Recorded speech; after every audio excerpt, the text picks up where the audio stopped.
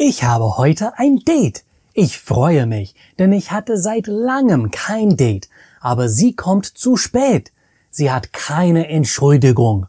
Das ist kein guter Start. Wir treffen uns im Café, aber sie mag keinen Kaffee. Also gehen wir ins Restaurant. Ich habe Hunger, aber sie hat keinen Hunger. Sie bestellt nichts. Kein Essen, kein Getränk, gar nichts. Ich esse allein. Das ist kein gutes Gefühl. Ich versuche mit ihr zu sprechen, aber sie spricht nicht viel. Sie lächelt nicht. Sie stellt keine Fragen. Sie zeigt kein Interesse. Ich mache ein paar Witze, aber sie lacht nicht. Das Gespräch ist nicht leicht. Es macht keinen Spaß. Plötzlich steht sie auf. Sie sagt nichts. Kein Tschüss, kein Blick, einfach weg. Ich sehe sie durch das Fenster. Sie geht zu einem Mann, redet kurz mit ihm und dann läuft sie mit ihm in eine dunkle Gasse. Später höre ich, dass jemand namens Kyle Reese dort verschwunden ist. Ich kenne ihn nicht. War sie vielleicht kein Mensch? Ein Roboter? Eine Maschine? Ich bin mir nicht sicher, aber ich rufe sie auf keinen Fall wieder an. Jetzt fragst du dich vielleicht, warum sagt er nicht hier und kein da? Was ist der Unterschied? Keine Sorge, ich erkläre es dir. Wir benutzen kein, um ein Nomen zu verneinen, also ein Ding oder eine Person. Das funktioniert nur, wenn dieses Nomen keinen Artikel hat oder einen unbestimmten Artikel, wie ein oder einer. Hier ist ein einfacher Merktipp für Englischsprecher.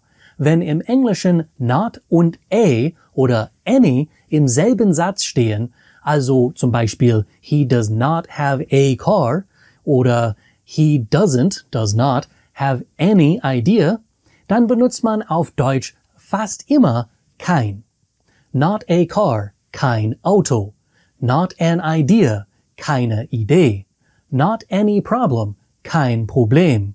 In der Geschichte habe ich zum Beispiel gesagt, sie hat keine Entschuldigung. She had no excuse. Sie zeigt kein Interesse. She showed no interest. Sie hat keinen Hunger. She has no hunger. She isn't hungry. Es ist kein guter Start. This is not a good start. All diese Wörter, Entschuldigung, Interesse, Hunger, Start, sind Nomen. Deshalb habe ich kein benutzt. Die Form von kein passt sich dem Nomen an, genau wie der unbestimmte Artikel ein. Deshalb sagt man zum Beispiel kein guter Start oder keinen Hunger. Aber Achtung, die Endung von kein ändert sich, genau wie bei ein, je nach Genus, also ob das Nomen männlich, weiblich oder sächlich ist, und nach Kasus, Nominativ oder Akkusativ. Ich sage kein guter Start. Start ist männlich und im Nominativ. Keinen Hunger. Hunger ist auch männlich, aber hier im Akkusativ, weil es das Objekt im Satz ist. Keine Entschuldigung. Entschuldigung ist weiblich. Kein Interesse. Interesse ist sächlich. Noch ein paar Beispiele. Ich habe kein Auto. Auto ist sächlich.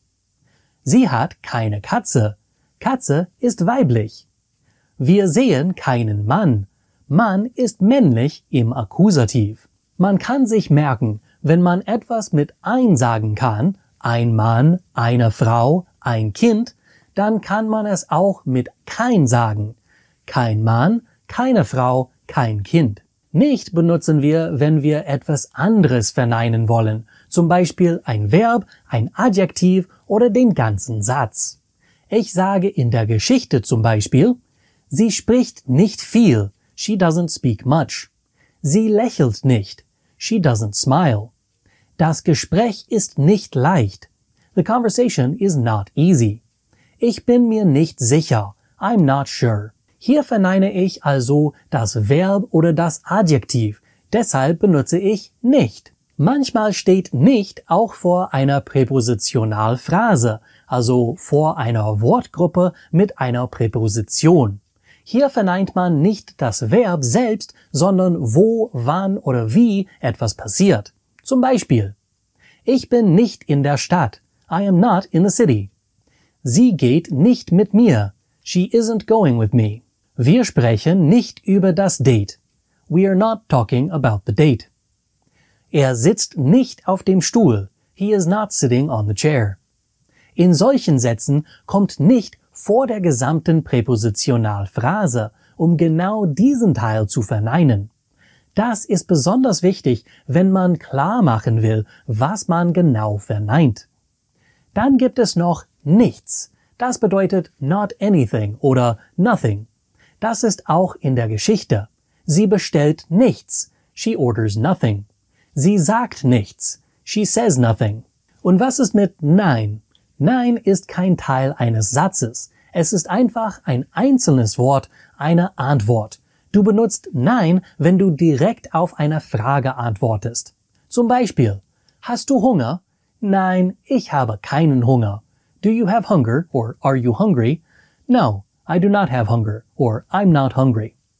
Gehst du mit ihr? Nein, ich gehe nicht mit ihr. Are you going with her? No, I am not going with her. Du kannst dir merken, nein steht allein. Nicht und kein sind Teil des Satzes. Jetzt, wo du den Unterschied kennst, schau dir die Geschichte noch einmal an.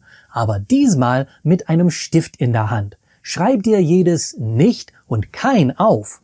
Kannst du erklären, warum es dort steht?